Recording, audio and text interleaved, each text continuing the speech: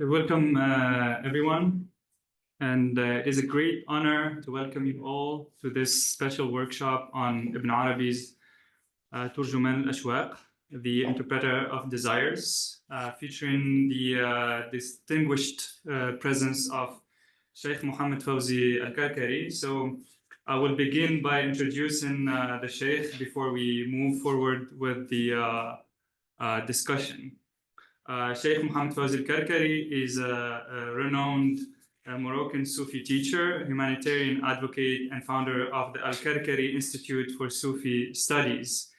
His extensive writings, translated into several European languages, emphasize the centrality of mystical illumination, Nur, in the Sufi quest for self-realization. His collection of ecstatic Sufi poetry, Diwan Dinan al-Arwah, the Calice of the Spirits, published over a decade ago, I believe in 2012, has been widely read and has inspired numerous Sufi musical renditions across the Arab world, Africa, and Europe. Many of its poems have also been translated into English. Through his order's active presence on social media and its international humanitarian initiatives, Shaykh al-Karkari engages with a diverse, multilingual community of spiritual seekers worldwide.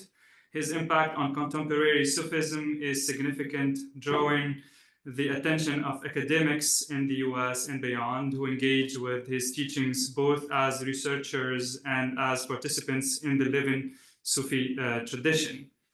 Now, the al-Karkari Institute for Sufi Studies is an intellectual and spiritual initiative dedicated to fostering the study of Islamic mysticism in its various dimensions, integrating theology, metaphysics, and experiential practice.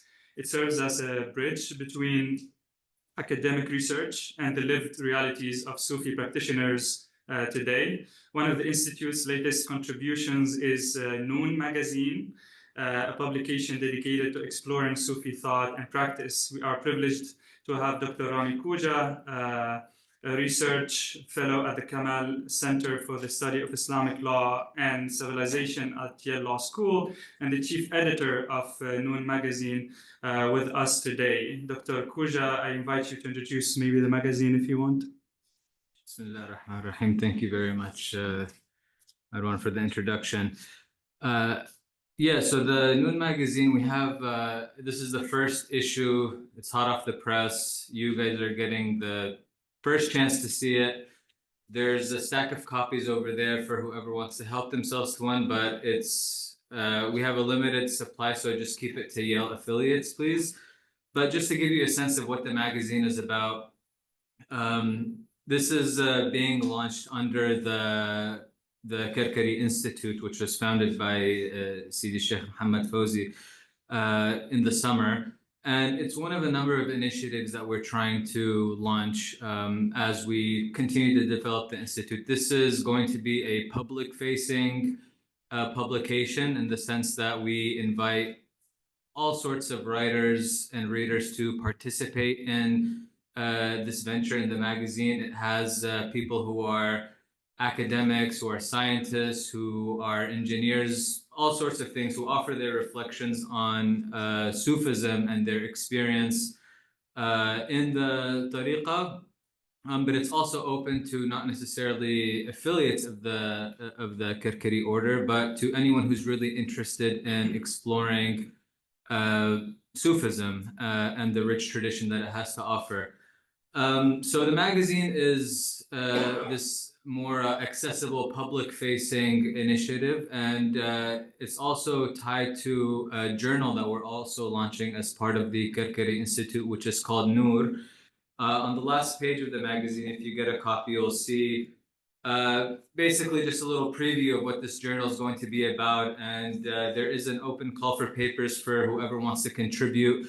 This will be the kind of more traditional scholarly academic publication, but also it's meant to be very open in terms of the publications that we are interested in featuring. So people who might be scientists or historians, even practitioners, whatever it might be, this kind of interdisciplinary work that we're trying to see the intersections of spirituality, mysticism, and all sorts of other types of knowledge. So alhamdulillah, yeah, I am the managing editor. It's not obviously all my work, but the perks of being a managing editor is you can do very little work but get all the credit. So there have been other people behind this initiative who've done a lot more work than I have, but when you're with Sufis, they don't like to take any credit. So that kind of shows you how I fit into this picture, alhamdulillah. But yeah, so please help yourself to a copy. You can get acquainted, inshallah. If you're interested, we have a sign-up sheet. If you want to join a mailing list, or you might be interested in submitting a publication yourself, just please give us your contact information. And yeah, back to Marwan. Thank you, Dr. Rami, and for your insightful introduction to the magazine. So this evening, we turn our attention to the Interpreter of Desires, Turjumān al-Ashwāq, which is a collection of mystical poetry by the great Andalusian Sufi master Muhyiddin ibn Arabi. A little bit about Ibn Arabi himself. Ibn Arabi, Muhyiddin ibn Arabi, born in 1165 and who passed away in 1240, is one of the most influential figures in the history of Islamic mysticism. Born in Murcia, Al-Andalus, present-day Spain, and widely known as al-Shaykh al-Akbar, the greatest master, he traveled extensively across the Islamic world, engaging in both deep spiritual practice and intellectual discourse. His writings, most notably the Meccan openings, which is Al-Futuhat al-Makkiyya and Fusus al-Hikam, the bezels of wisdom, articulate a comprehensive metaphysical vision centered on the concept that God is the only real existent, al-wujud al-haq. His mystical philosophy and Sufi teachings continue to shape Sufi thought, theology, and poetry, inspiring generations of seekers and scholars alike. Though best known for his metaphysical treatises, Ibn Arabi was also a master poet. Turjumān al-Ashwāq, the Interpreter of Desires, was composed in response to a deeply transformative encounter during his pilgrimage to Mecca. While the poems are infused with the language of passionate love, they transcend worldly romance to express the mysteries of the Arif, the Gnostics' journey toward the divine, fueled by shawq, longing, and ashq, desire. The poem chosen for today's session, ألا يا حمامات الأراك والبان, Gentle Now, Doves of the Thornberry and Moringa, is one of the most evocative in the collection, capturing the intensity of mystical love in the traditional Arabic ode form, ghazal.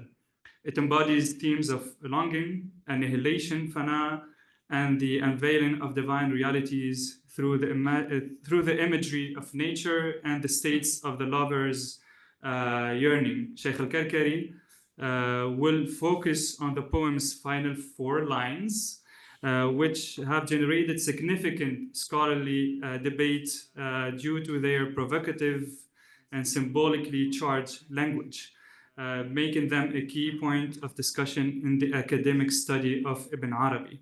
As a PhD student here at the Religious Studies Department at Yale, I have the privilege of facilitating today's discussion and translating for Shaykh al-Karkari, who will guide us through this poem from the perspective of a contemporary Sufi practitioner rooted in the traditional North African Sufi heritage. This event is an opportunity not only to engage with the academic study of Ibn Arabi poetry, but also to witness its continued vitality in the lived experience of Sufism today. So the session will be divided into 2. We hope to have the Sheikh comment on the poem for like 1 hour, 1 hour, 15 minutes, and then we'll have maybe like 30 to 45 minutes questions. So we invite you to listen, reflect, and engage as we explore the philosophical and mystical dimensions of the ecstatic expressions of love and knowledge that define Ibn Arabi's poetic legacy.